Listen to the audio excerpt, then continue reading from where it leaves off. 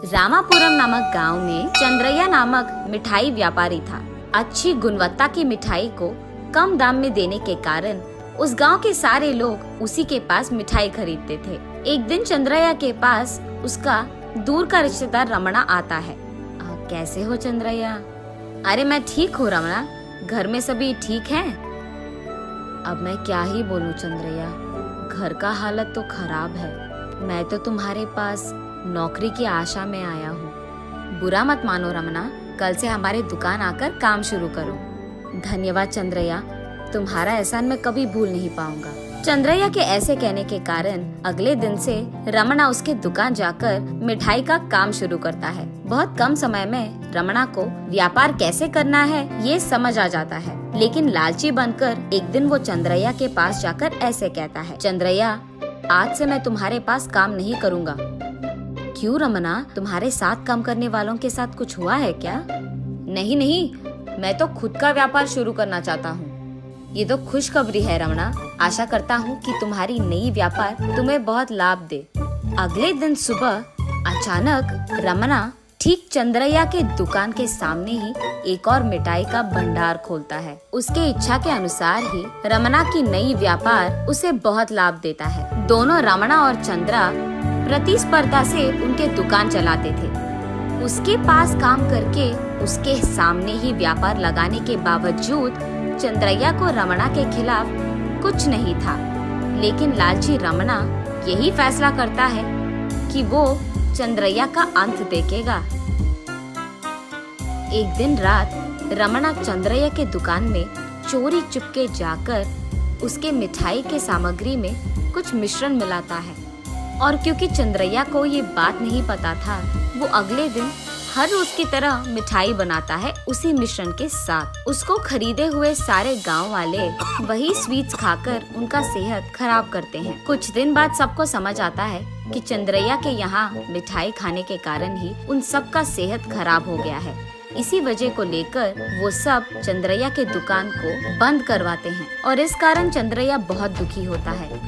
ये देख रमणा तुरंत वहाँ आकर चंद्रैया को संभालने की नाटक करता है। रमणा नाटक करता है, लेकिन अंदर ही अंदर उसे बहुत खुशी होती है कि उसकी योजना सफल हो गई है। अगली सुबह चंद्रैया रमणा के पास जाकर, रमणा तुमने तो देखा ही है, मेरा व्यापार अब नुकसान में है। अरे हाँ, जैसे ही मैं सुनता हूँ मुझे बहुत दुख होती है।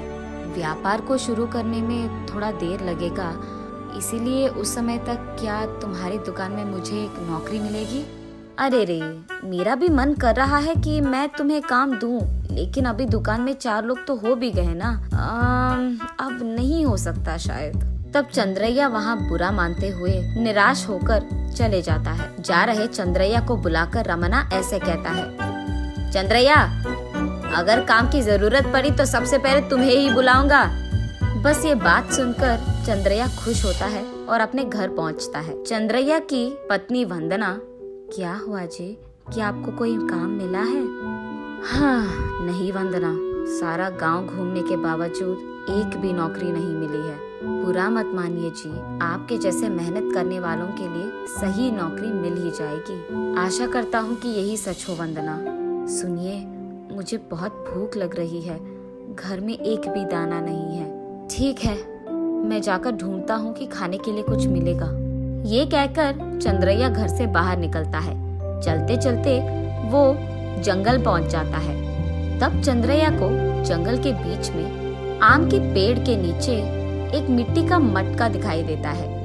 क्योंकि वो मटका उसे आकर्षित कर रहा था, वो पास जाकर देखता है। देखने पर उसे उस मटके पे एक मंत्र दिखाई देता है। उस मंत्र को चंद्रैया पढ़ने लगता है। ठीक उसी समय एक बंदर के उछलने के कारण उस पेड़ से एक आम उस मटके में गिरता है, और तुरंत वो कच्चा आम सोने के रंग में बदलकर एक पके आम की तरफ बदल जाता है, और उसे देख चंद्रैया चौंक जाता है। उस आम को खाकर देखता है। उस आम की स्वाद देखकर वो आश्चर्यचकित होता है। उसके बाद वो उसके पास मौजूद पानी को भी उस मटके में डालने के बाद वो स्वच्छ गुणवत्ता की पानी में बदल जाता है। बात समझ आने पर चंद्रैया उस मटके को घर ले जाकर उसकी बीवी को उसके बारे में समझाता है। अगर आप जो कह रहे हो वो सच है तो हम हमारी मिठाई की सामग्री इसमें ही डालकर उसे बनाते हैं। अरे हाँ हाँ, यही करेंगे वंदना। तब वो दोनों मिठाई के मिश्रण को उस मटके में डालकर मंत्र पढ़ते ही वो सारे गुणवत्ता और स्वच्छ मिठाई में बदल जाते हैं। मिठाई का स्वाद चखते ही दोनों चौंक जाते हैं। अरे वाह, अगर इस मिठाई को हम मार्केट में जाकर बेचेंगे ना वंदना, तो हमें बहुत सारे पैसे मिलेंगे। बात तो सही है जी, चलो देर किए बिना इस सारी मिठाई को मार्केट में जाकर बेचते हैं। अगले दिन चंद्रैया मार्केट में अलग प्रकार के मिठाई बेचने लगता है। ये देख वहाँ के गांव वाले चंद्रैया के पास आकर उसके दुकान बंद करने के लिए कहते हैं। उनकी बातें सुनकर चंद्रैया ऐसे कहता है, सुनिए, जो भी इससे पहले हुआ है वो मेरी गलती थी, मुझे माफ कीजिए, पर बस एक बार इस मिठाई को चख कर देखिए, मैं वादा करता हूँ ये बहुत अच्छा है। ये कहते हुए चंद्रैया वहाँ के सारे लोगों को एक एक मिठाई मुफ्त में देता है। जैसे ही वो चखते हैं वहाँ के लोग पागल हो जाते हैं और चंद्रैया के पास मौजूद सारी मिठाई खरीद लेते हैं। ये देख रमणा को बहुत जलन होती है। ठीक तभी एक काम करने वाला चंद्रैया के पास ली मिठाई को रमणा के हाथों में देता है। जैसे ही रमणा वो चखता है वो आश्चर्यचकित होता है, सोचता है कि इतनी स्वादिष्ट मिठाई ये कैसे बना रहा है। उसी रात किसी को बताए बिना चुपचाप चंद्रैया के घर जाकर देखता है। ठीक उसी समय चंद्रैया और उसके पत्नी दोनों मिठाई बनाते रहते हैं। हमारे योजना के मुताबिक ही इस जादुई मटके में हमने जो भी मिठाई बनाए हैं वो तो 1 घंटे से पहले ही बिक गए। अरे वाह, तो कल के लिए और भी मिठाई बनाते हैं जी।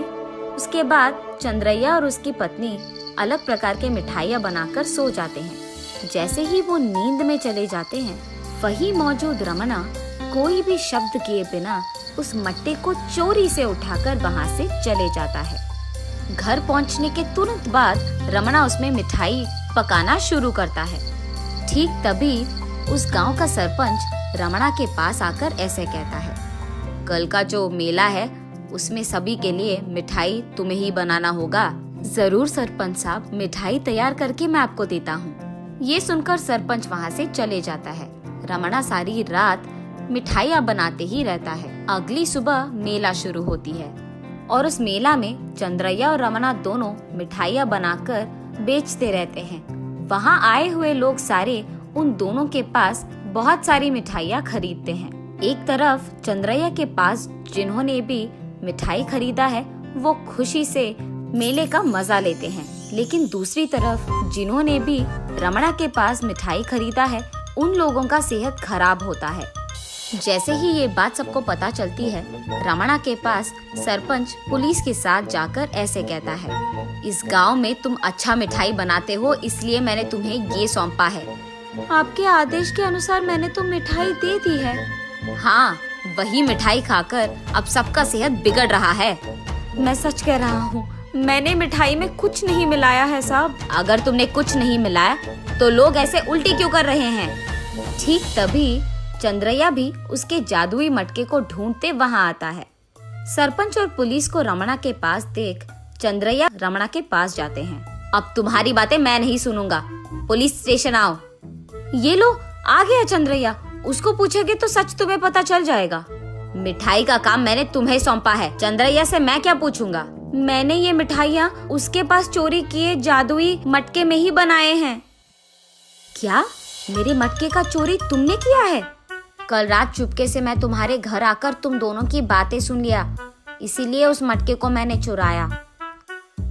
ठीक है, अगर तुम्हारी बात सच है तो चंद्रैया के पास जिन्होंने भी मिठाई खरीदा है वो सब क्यों ठीक है, वही मुझे भी समझ में नहीं आ रहा है। यहाँ के लोग सारे उल्टी इसीलिए कर रहे हैं क्योंकि मिठाई बनाने से पहले तुमने मटके पे मंत्रा नहीं पढ़ा है।